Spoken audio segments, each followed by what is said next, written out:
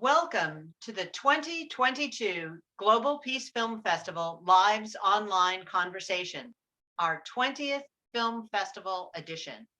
Please join me, Kelly Devine, the Artistic Director, and Nina Strike, the Executive Director, in welcoming Julian Vogel and Niels Bronsma, the directors of Inter-Continental Bunker Mission, a film that you can see at our upcoming live event and as part of our virtual event. Our in-person screenings and events begin September 19th and run through September 25th, followed immediately by our virtual events, September 26th through October 2nd. All the information about this film, all of the other films and events as part of our 20th anniversary festival can be found at peacefilmfest.org. And now, please join me in welcoming Julian and Niels. Thank you so much. We're so glad to have you with us. Well, thank you. We're incredibly honored to be a part of your festival, and we're very excited, as it will be the world premiere of our film. So we're very excited to come to you in September and showcase the film to everyone. And yes, we're so excited that you're going to be joining us in person. So anybody who can make it to Central Florida to see the film in person, you'll have an opportunity to talk to Julian and Niels and others in their crew. So let's start this by tell us about the film. Well, yeah. So ICBM, it's a it's a documentary. It's a kind of a road body movie about the very serious topic of surviving a future nuclear apocalypse, and kind of a little bit about how the world has been in this state of fear ever since the birth of the atomic bomb.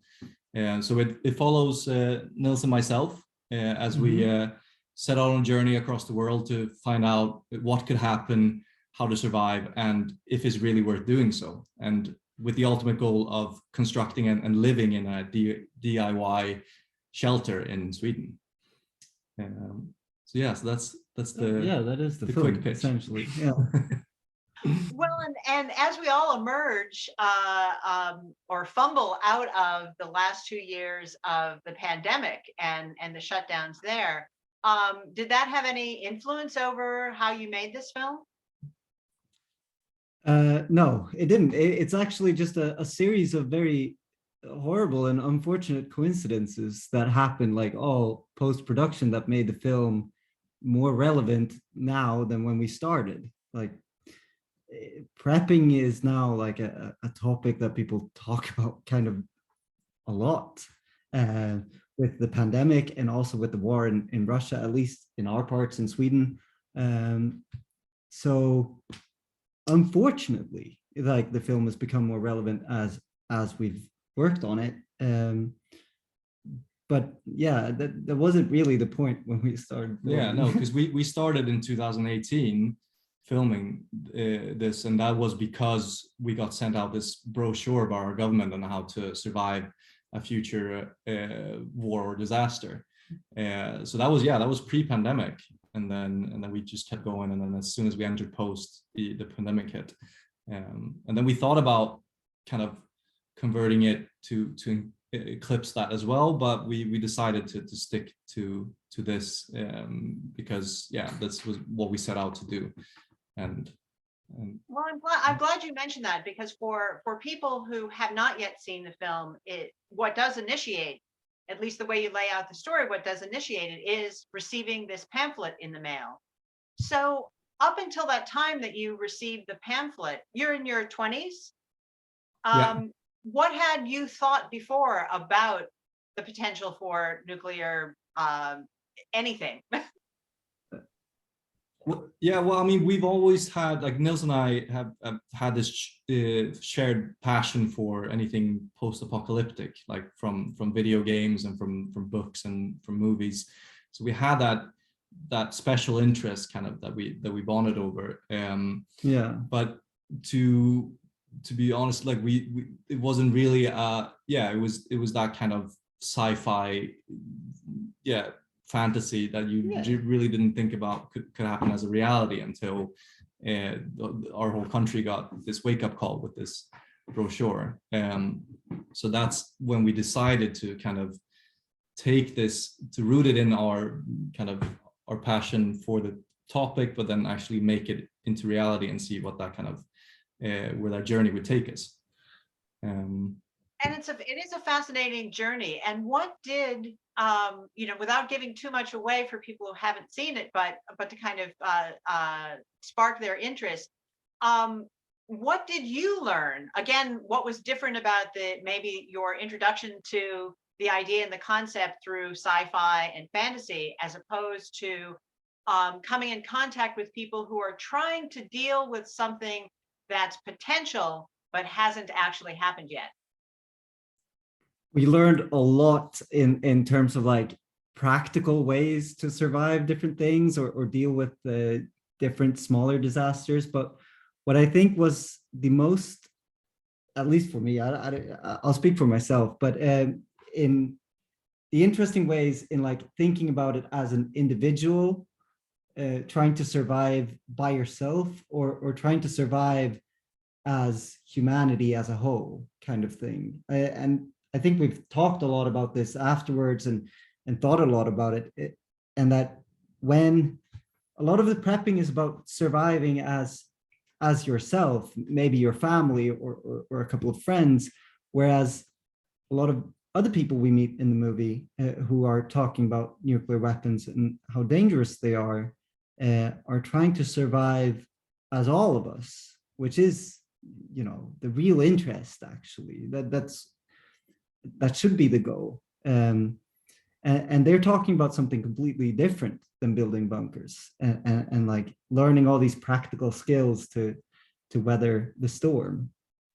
Yeah, so I think it's a good process for us as we were kind of growing up with this and to like see and to imagine what it would be like in practice.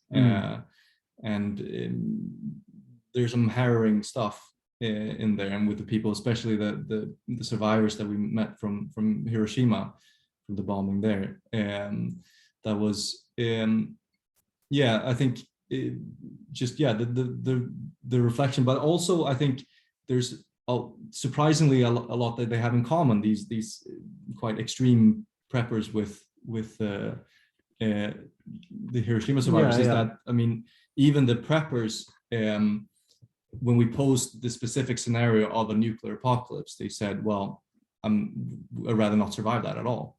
And we found that as quite surprising because we were in deep with people who had 1,000 bunkers and supplies to last for years underground. But even they said in a scenario of a complete nuclear apocalypse that it's not worth it. I'd rather be at ground zero. So, I mean, in a way, they also would agree, I think, with the message that this is something that we need to work together to prevent. But yeah, they have a different solution to it, maybe. Well, that brings us, to kind of what I was alluding to, that there's this potential. And it's sort of difficult. I think we all admit it's difficult for us as humans.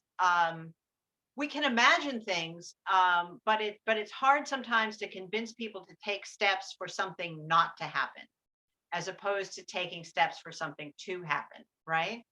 And I think that's what's remarkable about what comes out about your film, and is a bit different from at our festival. We've had a number of films that look back, certainly at Hiroshima and Nagasaki, that look back at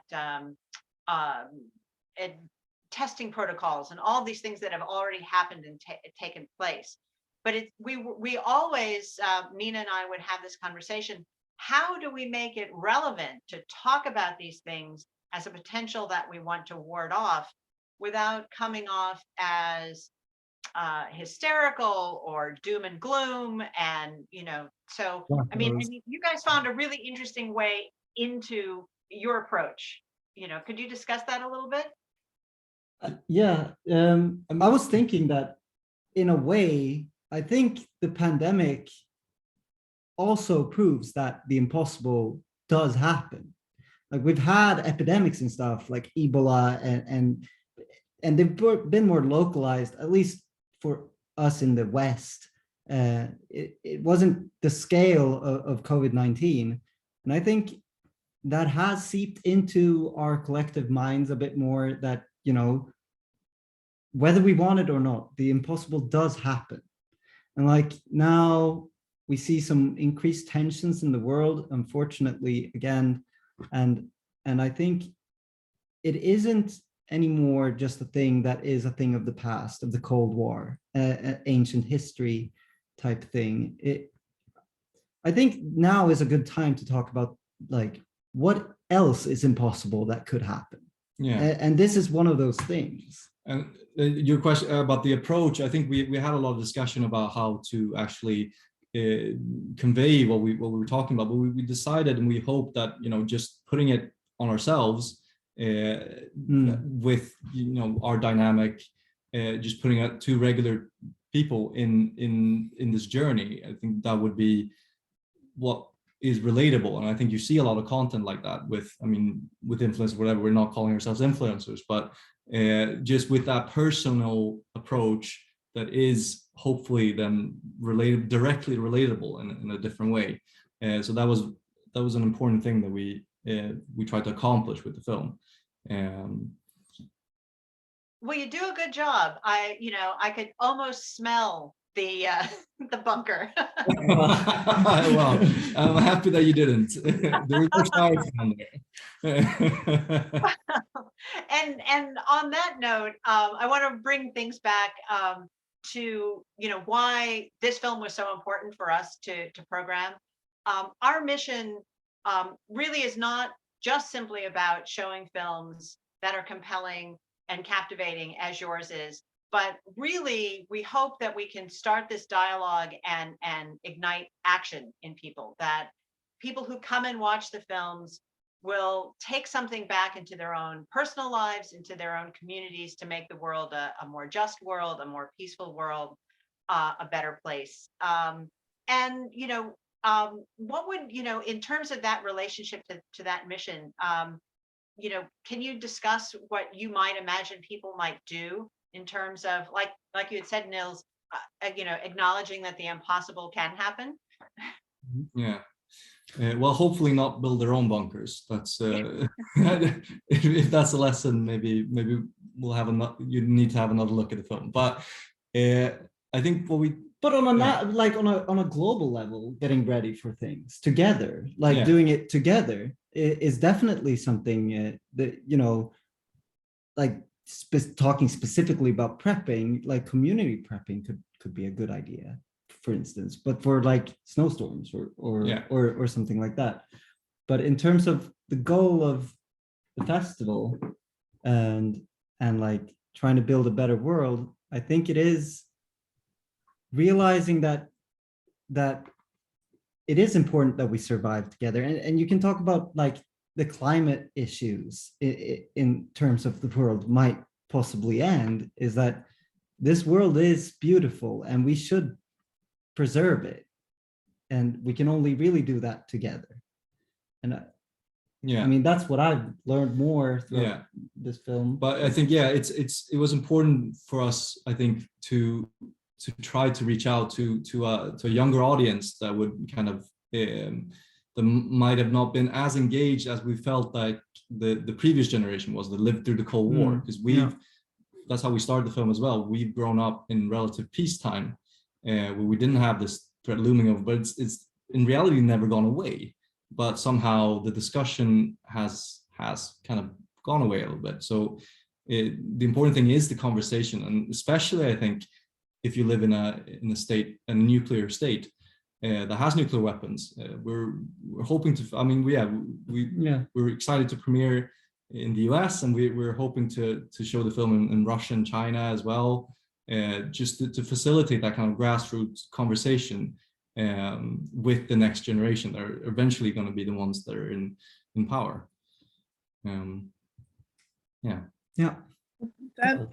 That's terrific, and so important to engage young people, and the idea that it's, you know, there's more that we have to work together towards than just, you know, the nuclear weapons issue, and that is the center of the film.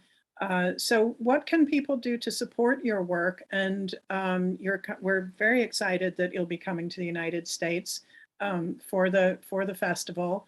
And what is next for you once you get back from your visit to us? Yeah, I mean, so yeah, we've been had a bit of a struggle to finish the film. In post, we've been in years and struggled to get it through. But now it's done. So now we're looking more to promoting and getting the film out there. So yeah, again, we're premiering at your festival, and from there, I think the best thing for people to do is just watch it and have a conversation with anyone. And we'll do our very best to make sure that it's available and watchable after we've done our festival run, so more people can take part. We are working on a couple of different projects on the same, well, on a dystopian theme, but in different aspects.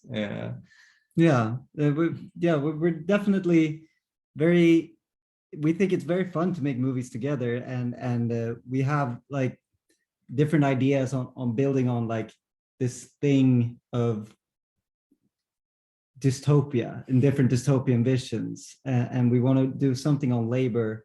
My day job is a labor researcher, and so that might be coming next. So you can support us by watching this current movie, and also I suppose watch our next movies, or fund it if you have a lot of money. If you have lots of money, actually just direct contact is the best way, probably. Well, one of the things that we love to do at the film festival is once someone has had a film at our film festival, we kind of consider them family, and we love to keep in touch so that we can, spread through our own social media channels any updates, which would include fundraising appeals or Kickstarter campaigns or anything like that. So let us know and we will spread the word, because we think everyone needs to see this film and needs to follow what you're working on next. And Nils, labor is definitely ripe for some deconstruction. Indeed. Yeah, we think so too. No, we're very excited. Thank you very much. Oh, you're welcome. Thank you both so much for this great conversation, and thank you to everyone who listened and watched this glow. Again, we were speaking with Julian Vogel and Niels Brandsma from the co-directors of Inter-Continental Bunker Mission. And so thank you to them. Thank you for watching this. And don't forget Julian and work. You can go to vogelperspective.se. And again, please join us for the 20th Film Festival. Our in-person screenings begin September 19th and run through the 25th. And our virtual runs September 26th through October 2nd. peacefilmfest.org is our website, and we'll see you at the next glow.